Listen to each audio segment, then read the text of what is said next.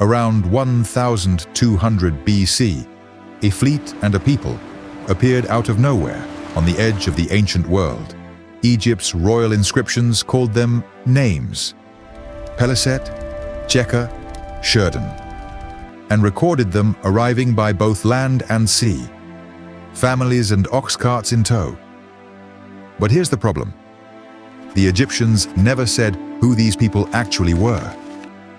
For a century, historians have argued over them, and the answer is stranger than an invading army. So who exactly were the Sea Peoples? Were they a single nation, a cluster of displaced communities, or a symptom of a much bigger collapse already underway? In the next 17 minutes, we'll test each clue: the inscriptions, the pottery, the ship designs, even the language, and see what the evidence can actually prove. Let's start with what Egypt recorded. The name Sea Peoples is actually a modern label. Ancient Egyptians did not call them the Sea Peoples. Instead, the Egyptians recorded several distinct groups. Some researchers have proposed origins in the Aegean world. Others have looked toward Anatolia, Cyprus, or the Eastern Mediterranean. And some scholars believe different groups may have arrived from different places. The evidence suggests a complicated story. Not a single invading nation. But if they weren't one people, why did they appear together? Around the same time, cities across the Eastern Mediterranean were experiencing upheaval. Major centers in the Aegean world suffered destruction and decline. Coastal settlements in the Levant also experienced destruction. Ugarit, one of the region's important trading centers, was among the cities affected. Yet destruction alone cannot tell us who was responsible. Fires, earthquakes, warfare, and internal instability can leave similar archaeological traces.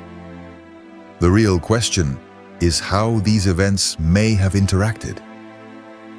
And that brings us to the most controversial evidence of all. The most famous Egyptian evidence comes from the reign of Ramesses III.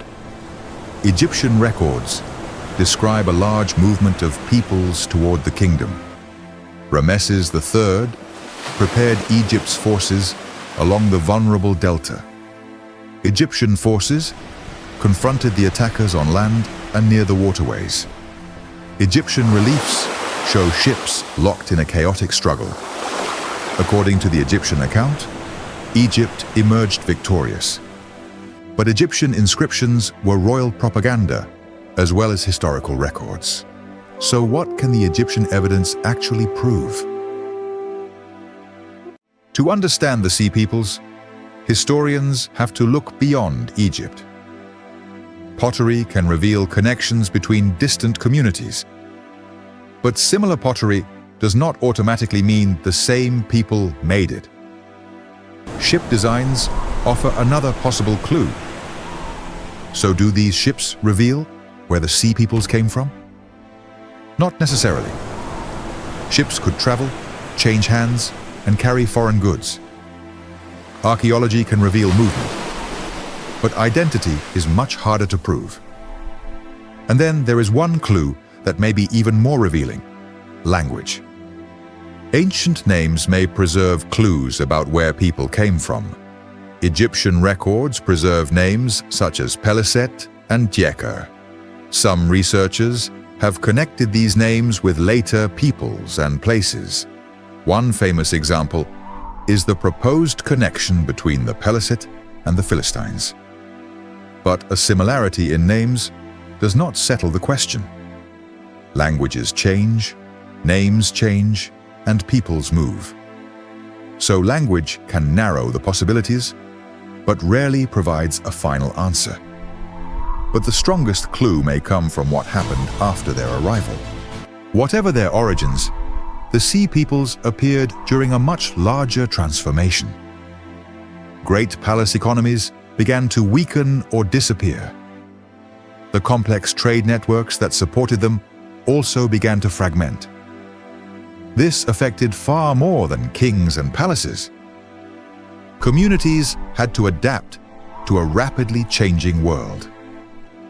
New political powers began rising from the ruins of the old system. The old world was not simply destroyed, it was reorganized. And this is where the story becomes even more surprising. Among the new communities that emerged, one became especially important. Archaeologists identify this culture through a distinctive combination of evidence. Some pottery styles show strong connections with the Aegean world. Their settlements also developed distinctive architectural and cultural features. 5 major coastal centers became associated with the Philistines, but their exact relationship to the Sea Peoples remains debated. They may preserve part of the story, but perhaps not all of it. And beyond the coast, another transformation was already underway. Far to the north, another great power was approaching its final days. The Hittite Empire had controlled much of Anatolia and northern Syria. Its kings exchanged letters, goods, and diplomacy with Egypt and other powers. Then, sometime around the beginning of the 12th century BC, the imperial system collapsed. Hattusa was abandoned, and the Hittite imperial state disappeared. But the people themselves did not simply vanish. Smaller states inherited parts of the world the empire had once controlled. The disappearance of an empire did not mean the end of civilization. But political instability was not the only pressure facing the ancient world. Evidence suggests that parts of the region experienced prolonged drought. Tree rings, sediments, and other environmental records provide important clues. Ancient texts may also preserve memories of food shortages and hardship. For societies dependent on complex trade, drought could become a political crisis. Failing harvests could trigger migration, conflict, and instability. But drought alone cannot explain the entire collapse. The real catastrophe may have been the way these pressures reinforced one another. And there was another force the people of the Bronze Age could not control. Earthquakes were common across this highly active region. Some settlements show evidence of sudden structural destruction. Archaeologists can sometimes identify patterns consistent with seismic destruction.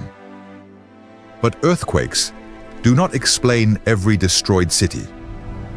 And a destroyed city does not automatically reveal who destroyed it.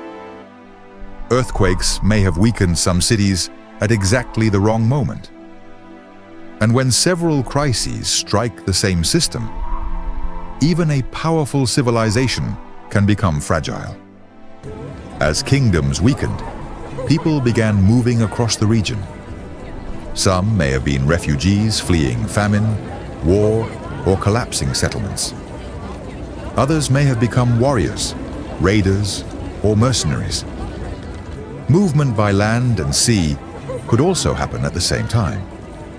Egyptian records describe groups arriving with families and possessions. That detail suggests that not everyone involved was simply a soldier. Migration may therefore have been part of a much larger chain reaction. But were these migrations the cause of the collapse, or a consequence of it? The Bronze Age world depended on something surprisingly fragile: long-distance trade. Copper came from distant lands, while tin was even harder to obtain. Together, they allowed Bronze Age smiths to produce bronze. Break the network, and the consequences could travel far beyond one kingdom. Ports became quieter, warehouses emptied, and merchants faced growing uncertainty. For palace economies, this could become a crisis of survival. The system that had created prosperity could also spread collapse. And once the network began to fail, the old world became much harder to rebuild. Sometimes, the clearest evidence comes from the people who lived through the crisis. At Ugarit, officials left behind a remarkable collection of letters.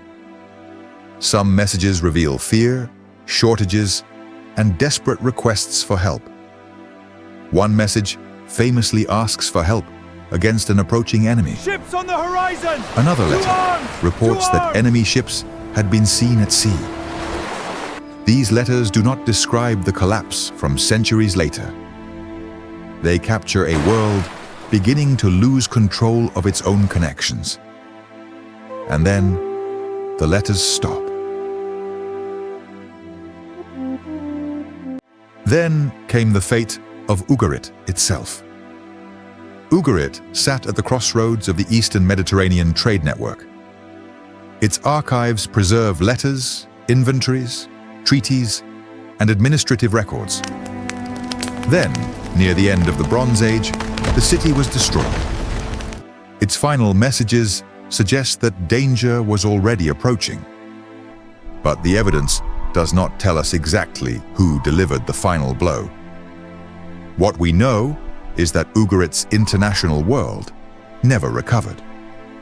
Ugarit had not simply fallen. It had become a symbol of a world that was disappearing. Yet one great power managed to survive the storm. Egypt had enormous resources, strong defenses, and a powerful army.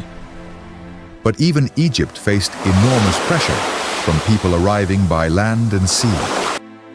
Ramesses III faced this threat during a desperate period. Egyptian inscriptions later celebrated a major victory. The inscriptions name several groups among those who attacked Egypt. But Egypt's survival came at a cost. Egypt survived the collapse, but the Egypt that emerged was no longer the same power. The old world did not disappear overnight. Instead, the great palace systems gradually gave way to smaller powers. Trade continued, but it followed different routes and operated on a smaller scale. Iron technology also became increasingly important. New peoples and new political identities emerged across the region. The political map of the ancient Near East was being rewritten. Out of the collapse came a very different ancient world. The Bronze Age had ended. The Iron Age was beginning. So what really caused the Bronze Age collapse? Was it drought? Was it earthquakes? Was it migration and warfare? Or was the real problem the collapse of the trade network itself? The evidence points towards something more complicated. One crisis could create another, until the entire system became unstable. The Bronze Age collapse may not have been one catastrophe, but many catastrophes arriving together. When the old system collapsed, the world did not end. It reorganized itself. Centralized palace economies became less dominant. Smaller communities gained greater importance. New technologies and new political identities began to spread.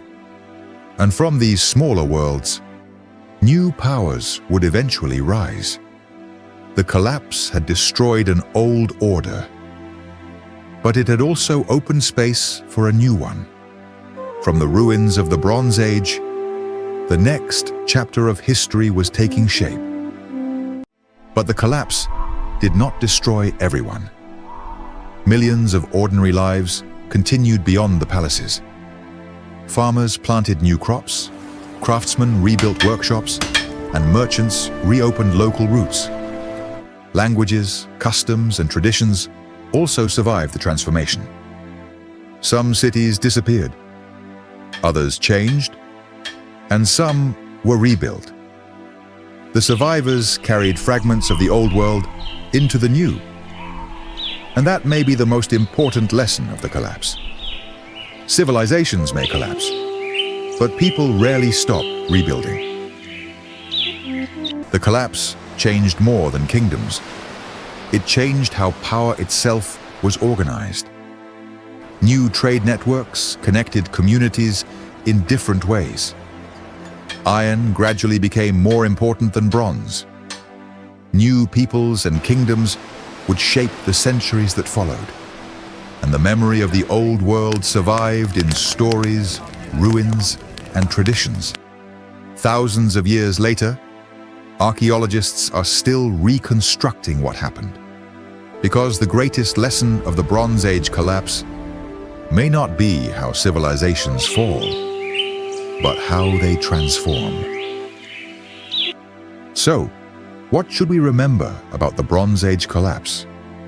Not a single invasion, not a single earthquake, not a single drought. Instead, many pressures appear to have collided at once. And because the world was connected, one crisis could amplify another.